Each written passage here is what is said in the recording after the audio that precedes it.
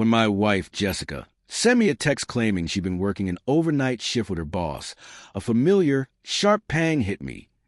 The one that strikes when doubt has been simmering for months, yet you've been praying it's all in your head. Her words felt practiced, too polished, confident in a way that didn't quite sit right. I stared at the screen for a moment before replying evenly, "Thanks for letting me know." She was probably bracing for anger, accusations, or interrogation.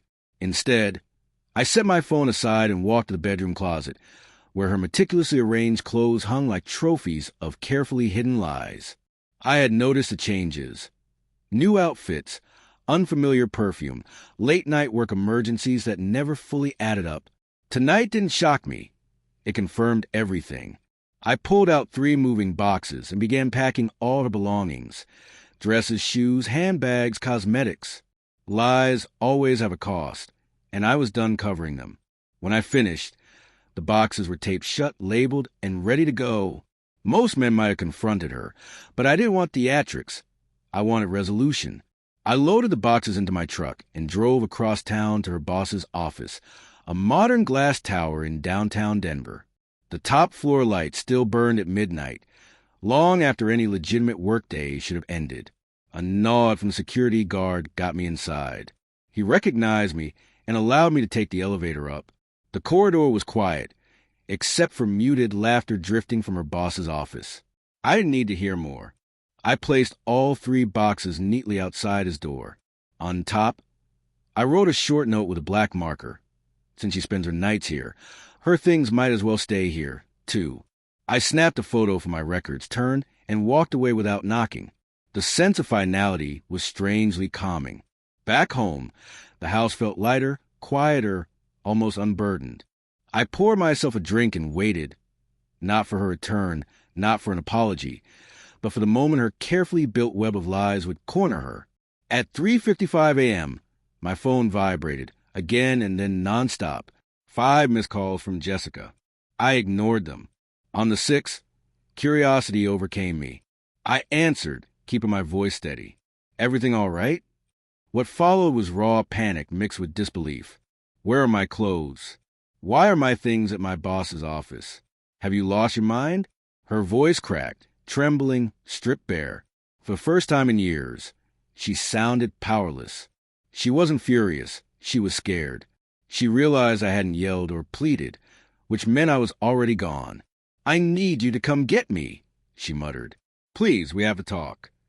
I leaned back, letting the silence stretch. "Talk," I echoed. "You've been talking to him all night. You can keep that conversation going." A fragile whisper followed. "Please don't do this." I heard another voice nearby. Her boss argued quietly. Doors opened. Footsteps shuffled. Jessica's breathing became frantic. "He says I have to leave. He won't let me stay. He said something about it being his problem." That told me everything. The moment the affair became inconvenient, he discarded her. Her fantasy unraveled in real time. For the first time, she faced the consequences alone. She begged again, voice trembling. "Please pick me up. I'm outside. It's freezing. I don't have anything to wear." I could picture her in the dark parking lot at 4 a.m., makeup smeared, heels clicking against concrete, clutching her purse like it was the last piece of her former life. I took a slow sip of my drink. "I already dropped off everything you'd need tonight," I said. "If it's not there, that's between you and him." She broke down. Her boss wouldn't answer the door. Security wouldn't let her back inside. For the first time, she was truly stranded. "Please," she whispered. "I need you." And that was the truth. She only needed me once the man she chose over me rejected her. My silence became the first boundary I had drawn in years, louder than any argument. "I'll send you something," I finally said.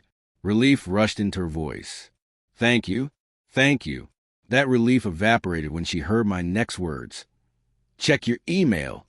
I hung up. 10 seconds later, her calls started again. 20 in a row.